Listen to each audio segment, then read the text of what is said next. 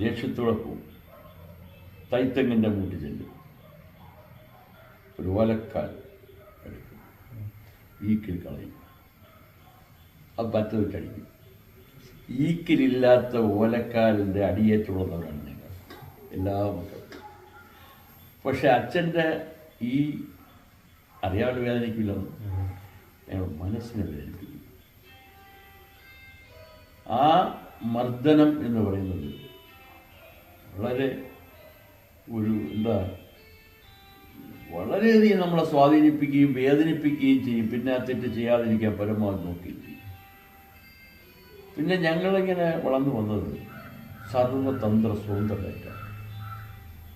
സാധാരണ ഇപ്പോഴത്തെ കുട്ടികൾ അത് ചെയ്യരുത്, ഇത് ചെയ്യരുത്, ടി വി കാണരുത്, അവിടെ പോരുത്, ഇവിടെ പോരുത്, അയൽവക്കത്ത് പോരുന്നെല്ലാം പറയുമല്ലോ.